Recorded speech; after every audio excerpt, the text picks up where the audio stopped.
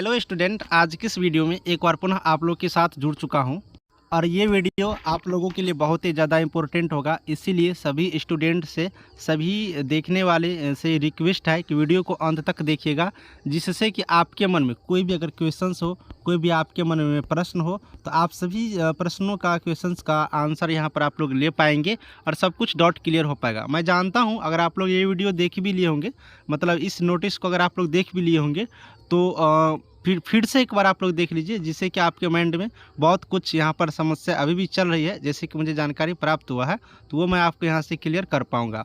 चलिए एक एक चीज़ मैं क्लियर करता हूँ। बिहार गजट के माध्यम से जो बिहार सरकार द्वारा प्रकाशित किए जाते हैं, जो कि आपका ऑफिशियल नोटिस हुआ, इसके बाद ही कहीं पर प्रकाशित किए जाते हैं, तो इसके माध्यम से आपको हर एक चीज़ क्लियर कर दिया गया।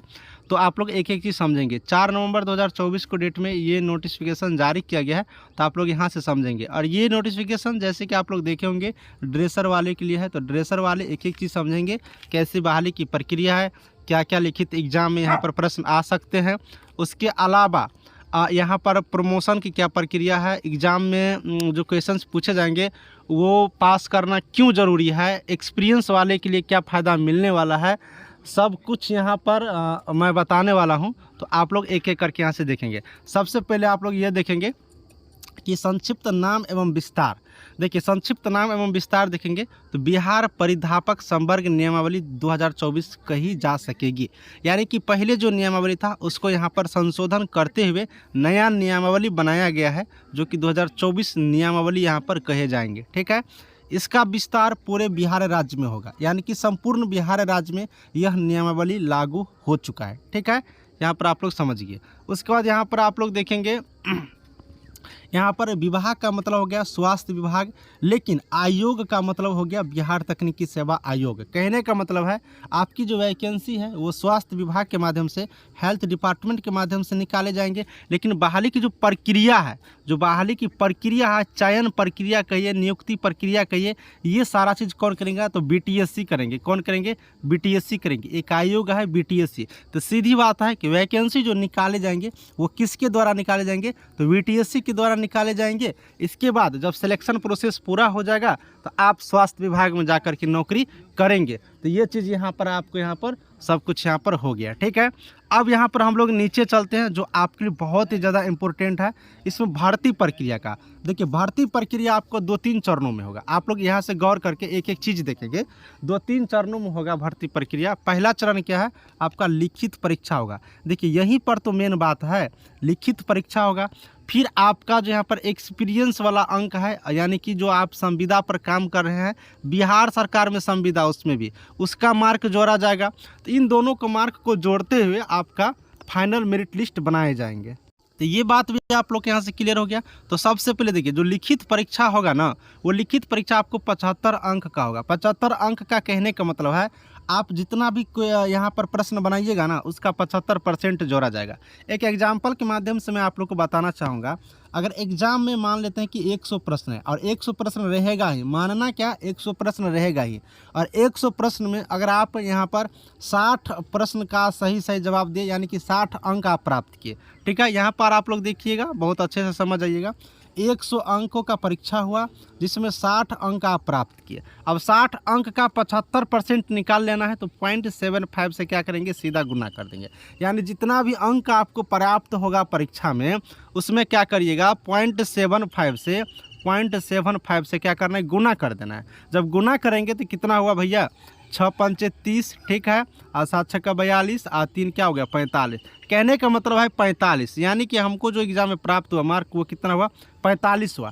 तो एग्जाम में कितना मार्क प्राप्त हुआ? 45 मार्क हुआ। अब ये 45 मार्क आपको मेरिट में जुटेगा, ना कि 60 मार्क। ठीक है, तो परीक्षा में जो मार्क आप प्राप्त करेगा, उतना मार्क आपको परीक्षा में जो मार्क प्राप्त होगा वो मेरिट में नहीं जुटेगा, जबकि 75 से 0.75 से जो गुना होगा, वो मार्क आपका मेरिट लिस्ट में जुटेगा। तो आप मेरिट लिस्ट में कैसे नंबर जुटेगा, वो प्रक्रिया देख लिए।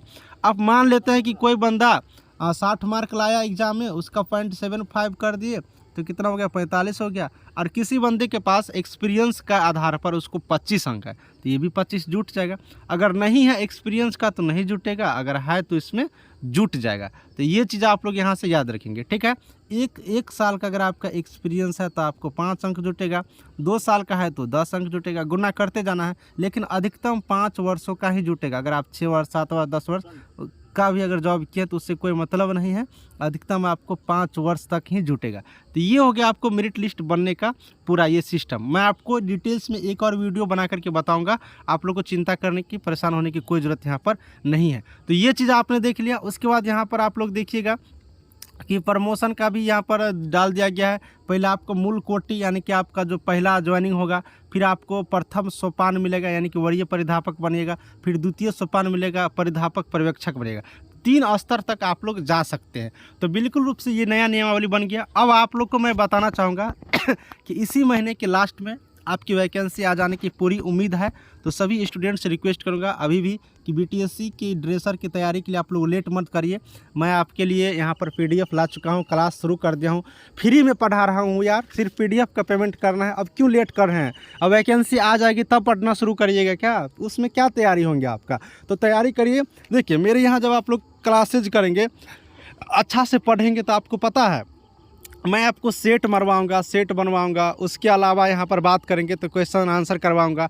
तो यही सारे प्रॉफिट आपको मिलने वाला है, धीरे धीरे मिलेगा। अब हम छठ के बाद हर एक चीज़ एक एक करके शुरुआत कर रहे हैं यहाँ पर। तो आप ही लोग को फ़ायदा होगा, पढ़ना शुरू करिए। व्हाट्सअप नंबर दिया है ना स्क्रीन पर, उस पर आप लोग मैसेज करके अपना PDF परचेज करिए, लीजिए और ग्रुप में ज्वाइन होइए, क्लास करिए। क्लास का मैं पेमेंट नहीं कर रहा हूँ इस बार, क्लास आपको फ्री ऑफ कॉस्ट मैं यहाँ पर प्रोवाइड करा रहा हूँ।